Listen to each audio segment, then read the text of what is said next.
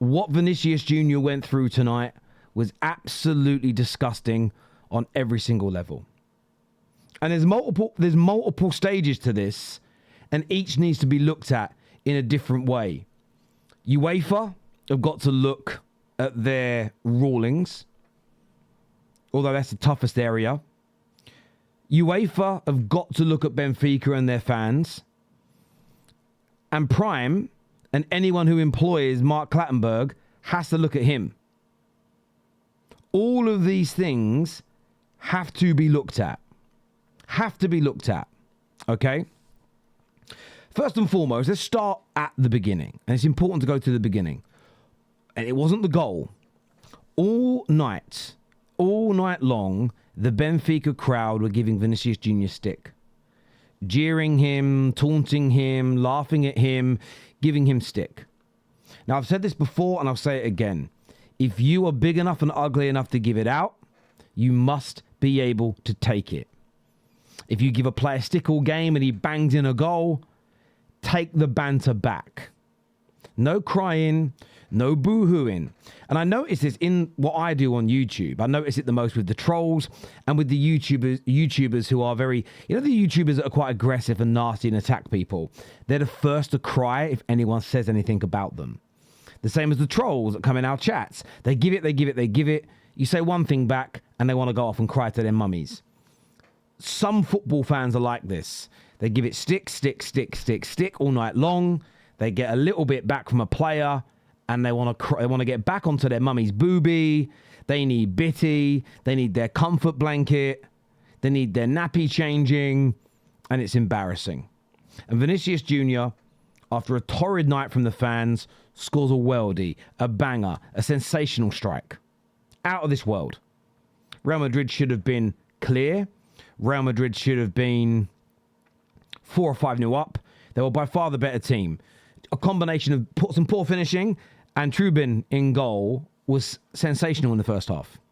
But Vinicius Jr. puts in a banger into that top corner, far top corner, and it did have the feel that maybe Benfica would crumble after that. Vinicius Jr. runs to the corner flag and does a bit of a dance. So what? Jeers at the crowd a little bit. So what? I'm sick and tired of, he might incite something. Nonsense. If a club and their stewards can't control their their fans, don't let them have fans in the stadium. We can't live in this world where, again, this ain't over something emotive. This is football. This isn't genuine politics, life or death decisions being made about people. This is football. We are not in the 60s and 70s. And if fans can give it to a player all game, they can take a little bit of goading with the ear being cupped without losing their temper. And if they start throwing things onto the pitch, abandon the game and give it a 3-0 victory to Real Madrid. You can bring rules in to stop thugs from getting their own way, which is I can give it out, but I can't take it because I'm such an oppressed mummy's boy. My mum didn't show me enough love. My dad didn't care about me, so I'm going to take it out on footballers. Morons. But then the Benfica players join in and start also kicking off at Vinicius Jr. The referee tells Vinicius Jr. off, but yet at no point in the game when he was being jeered and abused did he speak to Benfica, call their officials over, ask something to be said around the tannoys. Vinicius Jr. does one thing, goads a little bit and celebrates, and suddenly got to stop the game, got to tell him off, got to book him, and books him. Then the players are all kicking off with each other. And we've all seen the incident. Now, Prestianni, we don't know exactly what he said, and it's going to come out in the wash. Yes, I understand in a court of law, because he does this, you are not going to know exactly what he said because you can't see his mouth moving. Now, everything I'm saying right now, if somebody clips it up and puts it out, I could say it's AI. It's not really my voice. You can't see my mouth moving, so you don't know what I've said. But at the end of the day, if you're not saying something that's grotesque, if you're not saying something that is completely and utterly disgusting, i.e. a racial comment, which Vinicius Jr. and a number of the Real Madrid players said they heard, why are you covering your mouth? Remember, this isn't a court of law.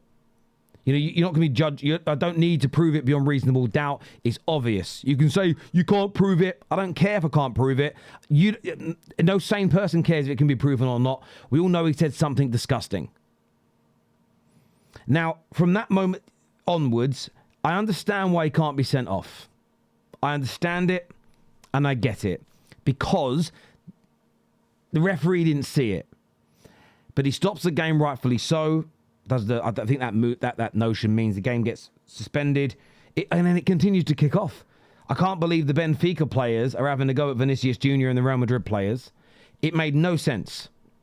This is where tribalism has no place in football, because what's right is right. This isn't about a bad tackle.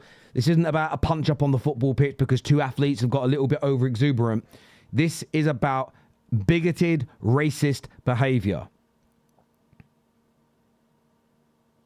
What I would have loved to have seen is the Benfica players tell their manager to sub that knobhead off and carry on with the game. What I'd have loved to have seen is Benfica do the right thing and take him off the football pitch. Because he can't be sent off because the ref hasn't heard it, which I understand is protocol. Sub him off. But he stays on. The next element tonight, which I just made me want to... It made me... I was grinding my teeth with frustration listening. Was Mark Clattenburg. And I'm not going to get it verbatim what he said right, because I don't want to play it back. But he basically said Vinicius Jr. has caused this. Because Vinicius Jr. goaded the crowd a little bit, gave them back a little banter, he caused the melee that happened afterwards, the jeering from the fans, and then the racial abuse from Prestianni.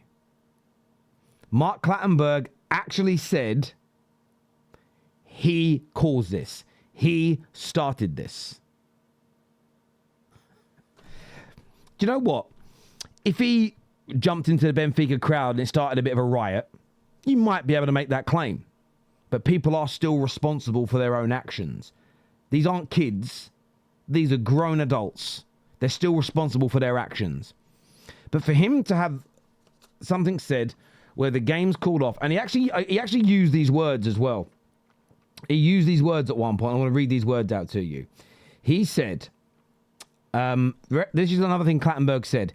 He went, he referred to it as the game been postponed for the moment, sort of put on hold, because a player has said some words. Well, Clattenburg knows the game can't be stopped for some words being said. You could call someone's wife a slag and the game doesn't get stopped. You could say something horrible about somebody's children. The game doesn't get stopped. We know what that process is for. Yet Mark Clattenburg blamed Vinicius Jr. and then tried to act as though it could have been a number, sort of tried to make it sound really vague and ambiguous, that it could have been anything that was said. And you know what?